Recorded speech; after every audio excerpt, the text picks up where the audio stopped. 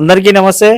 నేను సైదయ్య మామిడి yes mic channel. So ఈరోజు నేను తెలంగాణలో కాంగ్రెస్ ప్రభుత్వం ప్రవేశపెట్టిన ఆ 99 రోజుల ప్రణాళికలో భాగంగా అసలు ఏ గ్రామంలో ఎలాంటి సమస్యల మీద ఫోకస్ పెట్టిరు, ఎలాంటి సమస్యల మీద వీళ్ళు దృష్టి పెట్టి ఆ సమస్యలు ఏ విధంగా పరిష్కరించారు అనేది తెలుసుకునే ప్రయత్నంలో భాగంగానే ఈరోజు నేను ఆత్మకూరేస్ మండలం నిమ్మికల్లి గ్రామానికి రావడం జరిగింది. సో ఇప్పుడు మనతో పాటు ఆ నిమ్మికల్లి గ్రామ సర్పంచి జటంగి గణిత రామనర్సులు మనతో పాటు ఉన్నారు. వాళ్ళని అడిగి తెలుసుకుందాము, ఇంత భారీ మెజారిటీ ఇచ్చిన గ్రామ ప్రజల గురించి ఏం చెప్తారు, అదే విధంగా ఇక్కడ ఎలాంటి అభివృద్ధి చేస్తారో అడిగి తెలుసుకుందాం. మేడం చెప్పండి, మీ నిమ్మికల్లి గ్రామంలో ప్రజలు ఇంత పార్టీలకు అతీతంగా ఇంత భారీ మెజారిటీ ఇచ్చారు కదా, మీకు ఎట్లా అనిపిస్తుంది? మా మంచితనం తోటి వాళ్ళ ఇంటి ఆడపిల్ల లెక్కన, వాళ్ళ అక్క లెక్కన, వాళ్ళ చెల్లె లెక్కన అనుకొని భావించి మాకు ఓట్లు వేసి గెలిపించారు. మమ్మల్ని గెలిపించినట్టు వాళ్ళు ఏదనుకుంటే అది పని చేయదలుచుకున్నాం.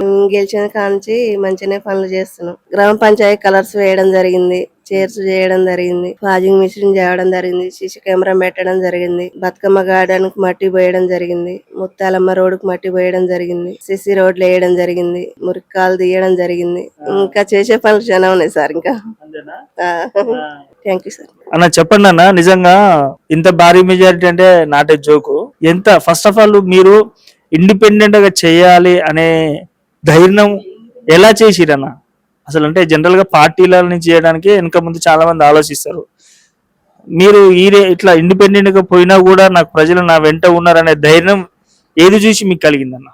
నమస్తే అన్న, నేను మా నిమ్మికల్లి గ్రామంలో సర్పంచ్గా అత్యధిక మెజార్టీ, భారీ మెజార్టీ ఇచ్చినందుకు, 1049 ఓట్లతో గెలిపించినందుకు మా నిమ్మికల్లి ప్రజలందరికీ నమస్కారాలు తెలియజేస్తూ, అన్నగారు చెప్పేది ఏంటంటే, నేను 2001లో వార్డు మెంబర్ అయినన్న, తర్వాతకి 2008లో దండమశం డైరెక్టర్గా పనిచేయడం జరిగింది. తర్వాత 2013 సంవత్సరంలో అప్పుడు ఐటీ శాఖ మంత్రి దామోదర్ రెడ్డి కాంగ్రెస్ పీరియడ్లో నేను సర్పంచ్ పోటీ చేసి ఓడిపోవడం జరిగిందన్న. ఆ తర్వాతకి 2019లో మళ్ళా మా మిస్సెస్ జటంగి గణిత గారు వార్డు మెంబర్గా పోటీ చేయడం జరిగింది. 2023లో మళ్ళా మా మిస్సెస్ జనరల్ స్థానంలో జనరల్ మహిళ కావడం జరిగింది. అయినా కానీ సర్పంచ్గా పోటీ చేయాలనే ఆలోచన, మనం జనరల్ రెడ్డీస్లలో మనం గెలిచే అవకాశం ఉందా, ఆ రెడ్డీస్ల వాళ్ళ బలం ఎక్కువ ఉంటుంది, మనం ధైర్యం చేస్తావా అని మేము చాలా సార్లు 3-4 రోజులు ఆలోచనలో ఉన్నామన్న. ఆ తర్వాతకి ఏమన్నా కానీ అని ఇండిపెండెంట్గా పోటీ చేయడం జరిగిందన్న. అప్పుడు ఊళ్ళే ప్రతి ఒక్క నాయకులు అందరు కలిసి మనకు సపోర్ట్ చేసి ఇంత భారీ మెజారిటీ ఇవ్వడం జరిగిందన్న. నేను మా ఊరి ప్రజలకు అవినీతి పాలన లేకుండా ఇప్పుడు నేను గెలిచిన 5 నెలల్లో చాలా అభివృద్ధి పనులు చేయడం జరిగిందన్న. ఏమేమి అభివృద్ధి కార్యక్రమాలు చేసిరన్నా నిమ్మికల్లి గ్రామంలో? మీరు అంటే మీ మేడం గారు సర్పంచ్గా గెలుపొందిన కాంచని, మరి ముఖ్యంగా నిమ్మికల్లో ఉన్న పార్టీలు కాంగ్రెస్ కానీ, బీఆర్ఎస్ కానీ, టీఆర్పీ కానీ, ఇంకా చాలా పార్టీలు, బీఎస్పీ పార్టీలు కానీ, సిపిఎం పార్టీలు కానీ, ఈ పార్టీల నాయకుల నుంచి అని, ప్రజల నుంచి అని మీకు ఎలాంటి మద్దతు ఉన్నది? ఏమేమి అభివృద్ధి కార్యక్రమాలు చేస్తున్నారు? ఏ విధంగా సహకరిస్తున్నారు ఊరు ప్రజలు మీకు? ఈ పార్టీలకు అతీతంగా అందరితోటి కలుపుకొని, ముఖ్యంగా మా వార్డు మెంబర్లు, మా ఉప సర్పంచ్ గారు అందరి సహకారంతో నేను అభివృద్ధి ముందడుగు వేస్తున్నానన్న. స్టార్టింగ్లో స్ట్రీట్ లైట్ గెలిచిన 15 రోజులనే స్ట్రీట్ లైట్ వేయడం జరిగింది. ఆ తర్వాతకి బతుకమ్మ ఘాటు, బతుకమ్మలు మన ఆడపడుచులకు సర్పంచ్ పదవి వచ్చిందని, మహిళల కొరకు చాలా ఇబ్బంది పడతారని బతుకమ్మ ఘాటు ఏర్పాటు చేసుకొని దాంట్లో మట్టి తోవడం జరిగిందన్న.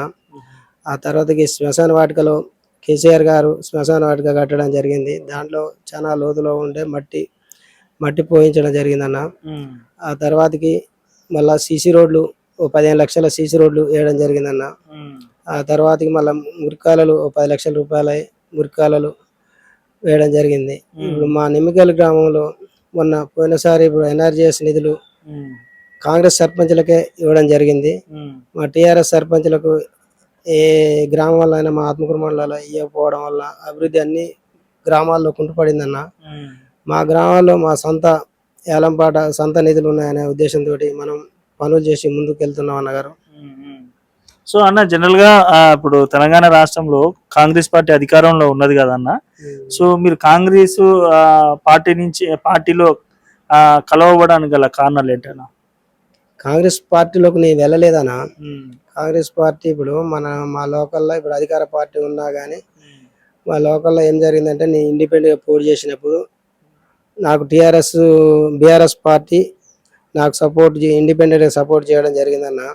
కాంగ్రెస్ పార్టీ అభ్యర్థి వాళ్ళు నిలబెట్టుకోవడం, ఒక రెడ్డి క్యాండిడేట్ మీద ఒక బీసీ క్యాండిడేట్ గెలవడం చాలా అరుదైన విషయం అన్న. అంతేకాకుండా మనం ఇప్పుడు రెడ్డిస్ బీసీ మా కాడ ఏమైందంటే బీసీ వర్సెస్ రెడ్డి అనే నినాదం బాగా వచ్చిందన్న. వచ్చి గెలిపించడం జరిగింది. మా ఊరు ప్రజలందరూ నన్ను ఒక తాటిపై మీదకి వచ్చి మనకు 2000 ఓట్ల వస్తే అవతలి క్యాండిడేట్కు 925 ఓట్లు రావడం జరిగింది.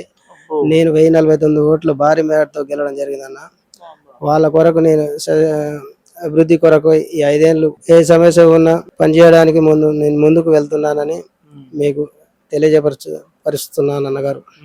మీకు ఆహ్వానం వచ్చిందన్న కాంగ్రెస్ పార్టీలోకి మీరు గెలిచిన తర్వాత రమ్మని పిలుపు వచ్చిందా? వచ్చినా కానీ మనం ఇక్కడ లోకల్ కాంగ్రెస్ పార్టీలు వర్గపోర్ల వల్ల నేను అందులోకి వెళ్ళకపోవడం జరిగిందన్న. సో సహకారం ఎట్టుంది? కానీ ఇప్పుడు సహకారం అనేది ఇప్పుడు ఎట్లయినా అధికార పార్టీ ఒత్తిడులు చాలా ఇబ్బందులు పెడుతూనే ఉంటారన్న. అన్నిటినీ ముందు అడుగు వేయడమే నా యొక్క ప్రయత్నం అన్నగారు. సో ఇంత భారీ మెజారిటీ మీకు ఎన్నికలు ప్రజలు ఇచ్చారు కదా, ఎక్స్పెక్ట్ చేసిరా మీకు ఇంత మెజారిటీ వస్తుందని? ఇంతవరకు చేయలేదన్న. నేను 250-300 ఓట్లతోటైనా గెలుస్తున్నా. నేను అమెరికా నుంచి ఎక్కడెక్కడ ఉన్న రెడ్డిస్లు అందరు వచ్చి వాళ్ళ ఫండ్ డబ్బులు వేసుకొని పెట్టుబడి పెట్టి ఆయన గెలిపేయాలని ఒక రెడ్డి నాయకులు అందరూ ఏకమయ్యి ఆయనకు సందాలు వేసి ఆ అమౌంట్ ఆయనకు లేకున్న అమౌంట్ ఆయనకు సపోర్ట్ చేయడం జరిగిందన్న. నా కొరకు ఎవరు రూపాయి ఇచ్చిన పాపాన పోలేదన్న. అయినా కానీ నా ప్రయత్నం నేను చేసుకున్నా. ఇప్పుడు ఎలక్షన్లు అంటే డబ్బుతోటి కూడిన రాజకీయం. ఇప్పుడు ఇయ్యాలి రేపు డబ్బు లేనిది రాజకీయం చేసే పరిస్థితి లేదన్న. నా ప్రయత్నం నేను చేసుకున్నా. నేను జనాలు నా మీద నమ్మకంతో అంత భారీ మేట ఇచ్చిన నిమ్మకాయల ప్రజలందరినీ ఈ 5 ఏళ్ళు ఎన్ని కష్టాలు నిష్టాలు ఎన్ని వచ్చే ఆపదలు అన్నా ఆదుకుంటానని నేను కోరుచున్నానన్న, తెలియపరుస్తున్నాను. ఎట్లా ఉంది రెస్పాన్స్? మీరు ఇంత పెద్ద మెజారిటీతో గెలిచిరు కదా, మీ ఊరు ప్రజలు ఇంత అంటే రిజల్ట్ వచ్చిన తర్వాత గెలుపొందిన తర్వాత మీ ఊరు ప్రజల నుంచి కానీ అంటే మీ లోకల్లో ఉన్న మీ శ్రేయుల నుంచి అంటే మిమ్మల్ని అభిమానించే మీ అనుకున్న ఫాలోవర్స్ వాళ్ళ నుంచి ఎలాంటి స్పందన? రెస్పాన్స్ మంచిగా ఉందన్న. అందరూ మంచిగా పని చేస్తున్నాడు.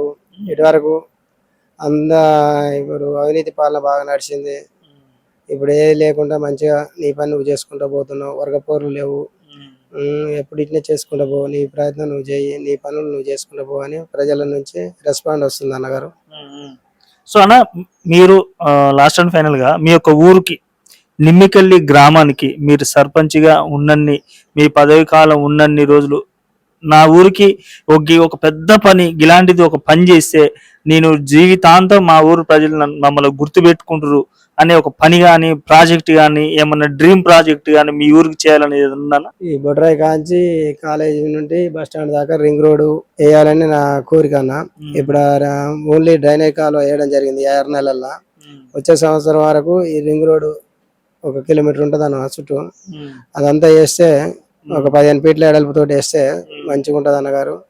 అట్నే సీసీలు చాలా బజార్లలో లేవు అన్నగారు. అవి సీసీలు వేసి అట్నే ప్లస్ మురికాలు లేకుండా వీధి లైట్లు ఏది లేకుండా చేయాలని నా ప్రయత్నం అన్నగారు. ఊళ్ళే ఇప్పుడు ఏడ సమస్య ఉంటే ఆడ తీర్చాలని నా కోరిక అన్నగారు. సో లాస్ట్ అండ్ ఫైనల్ గా ముందు భవిష్యత్తులో రాజకీయంలోకి రావాలనుకుంటున్న యువతకి గాని రాజకీయమైన ఇంట్రెస్ట్ ఉన్న వాళ్ళకి గాని మీరేమి సలహా సూచనలు మెసేజ్ చేయాలి? యూత్ ఎవరైనా రాజకీయాల ముందడుగు వేసిన వాళ్ళకు నా సపోర్ట్ ఎప్పుడు ఉంటుంది అన్నగారు.